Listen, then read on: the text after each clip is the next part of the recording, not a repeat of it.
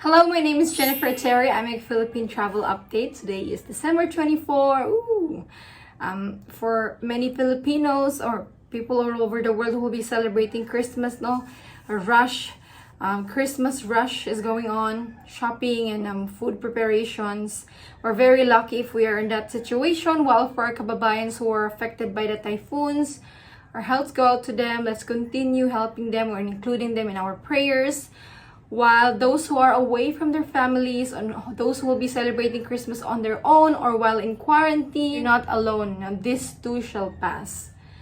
While Philippine Travel Update, the Bureau of Quarantine updated the list of accredited quarantine hotels in Manila, guys.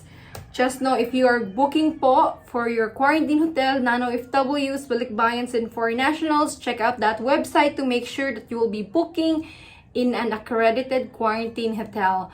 For those who are planning to go home for 2022, they may be looking at the flights right now. So, of course, it'll be cheaper if you book earlier, di ba? Pero as I noticed po, flights that were booked so early, minsan nakakancel. So, just be mindful of that. Flight changes. No. So, if you're booking for a hotel po, there's two options, mandatory, stringent. You can choose either of the two. Stringent is more for people with symptoms or those coming from Redlist. Pero even if galing ka sa yellow list or green list, you can also choose stringent hotels. You can book directly with the hotel, whether they have a website or through third-party services like Agoda, hotelbooking.com, ganun. Now, about the Travel Cap Presidential Advisor for Entrepreneurship, Joey Concepcion, he's the guy.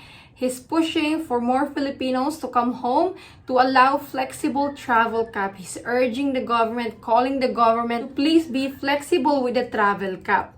According to him, many Filipinos are wanting to come home for family reunions this December and January, but arrival caps on arriving passengers might lead to stranded OFWs.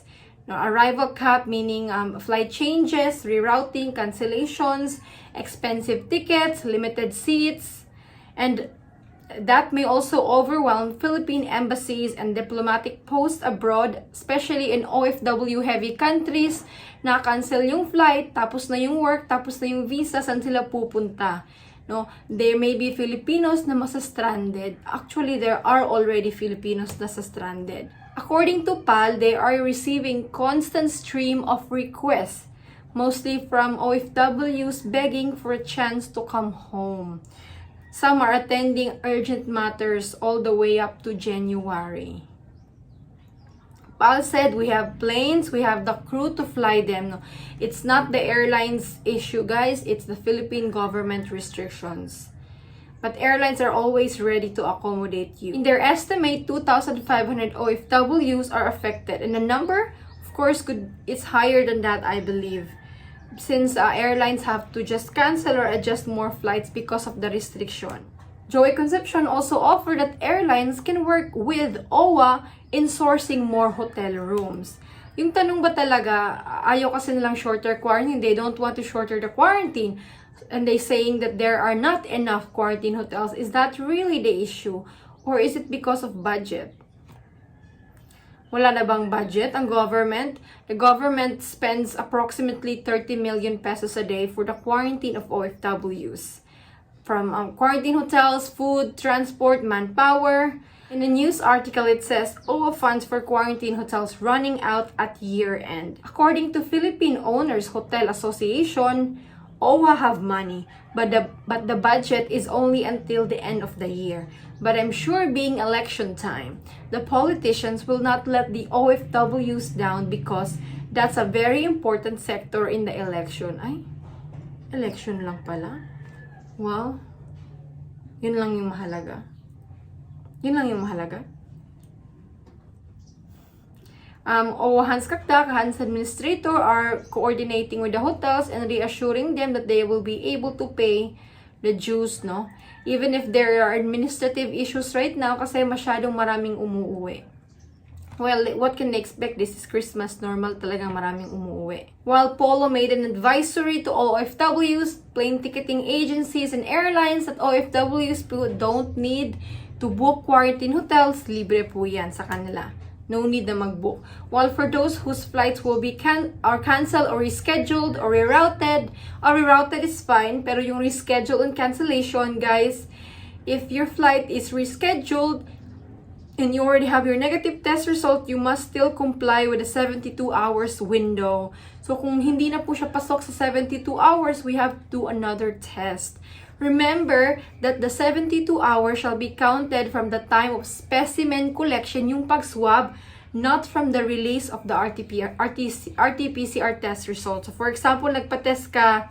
So for example, your flight is on 27, nagpa-test ka sa 25 or sa 24, yun yung counting. Hindi yung pag-release ng result sa kung anong time or oras. Yung pag-collect, pag-swab. When it comes to red listing restrictions, it's still the same. These 8 countries are on red list until December 31. Other countries are seeing a significant increase in their cases, especially UK and even the US.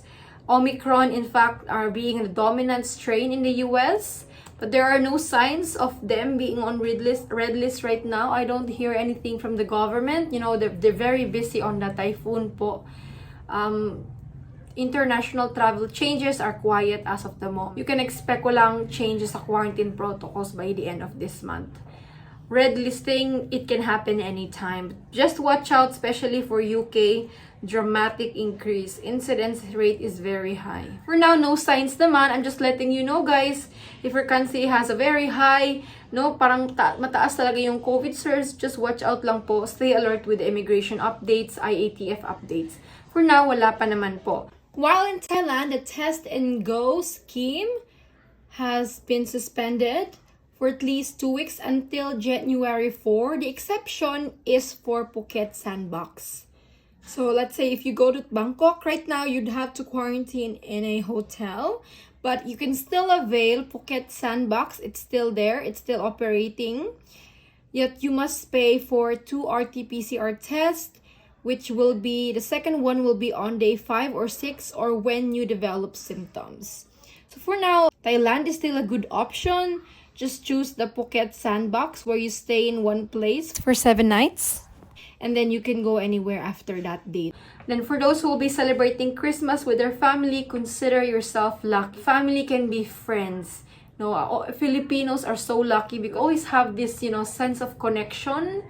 Like we see, Filipino, like that. So if you are not celebrating this Christmas with your blood family, there's another definition for family. It can be your friends or even workmates. I hope you have that community in your life for those who are away from their blood family. So this is all for today po. From my family to yours. Merry Christmas, everyone! Bye.